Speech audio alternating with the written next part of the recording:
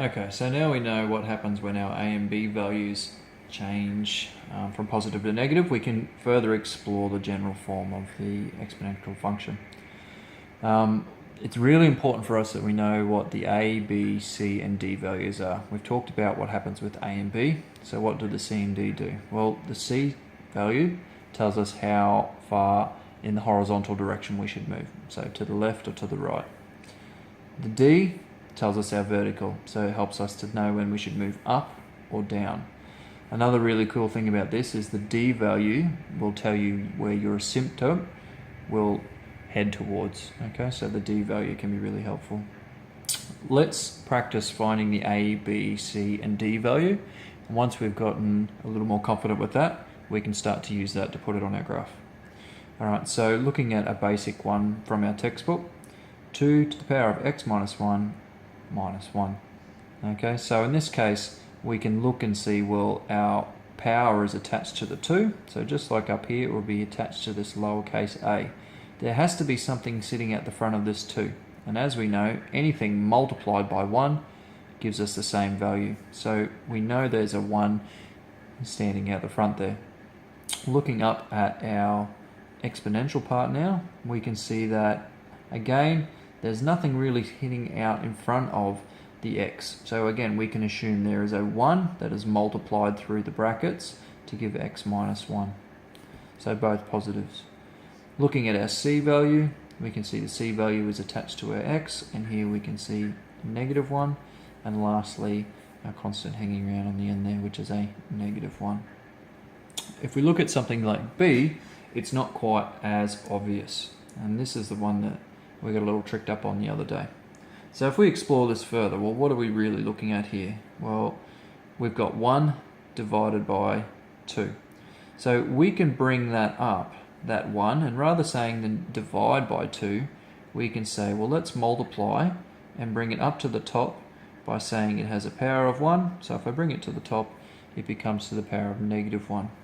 So we've got all of that, all to the power of negative x. As we know, anything times 1 stays the same. So let's ignore that for the moment. We've still got our 2 to the power of negative 1 to the negative x. Remember our index laws, it says we can multiply these through, and we know that a negative times a negative becomes a positive. So we'll have 2, 1 times x is x. Okay, so we can see now we've got our, in fact we don't even need the brackets. We can see now that we've got everything we need. Again, thinking about what's hanging out the front, well, there must be a 1.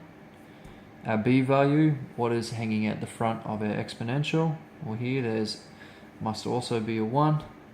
Our c value, there isn't anything attached with our x there, and nor is there anything hanging around the back. So this helps us to explain where we went wrong the other day, and we'll do that in the next video when we graph it. We'll do 2 more. In this case, it's a little more clear cut with our a value hanging out the front. So we can see straight away it's a negative 3.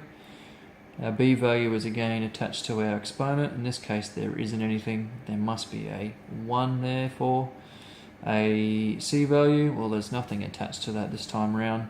And we can see our d value hanging around at the back there at 2.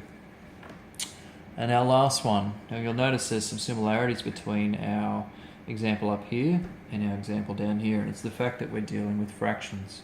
So we can go through this in the exact same way and think about, well, what is this really showing us? We're going to do the exact same thing. Remember, that's 2 to the power of 1, and we can bring that to the top by making it to the negative 1. Still all multiplied by x, and our negative 1 at the back. We know we don't need to multiply things by 1, so let's get rid of that.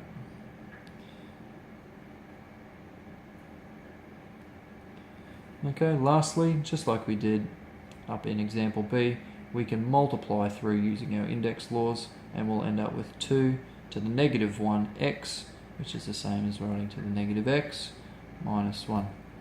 So in this case, we can then go ahead and think about what is our a, b, c, d. Hanging out the front here, our a value must be again 1 times.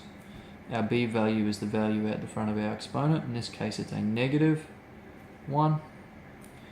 Our c value, there is nothing attached to the x there. and our d value at the end is telling us we must go down 1.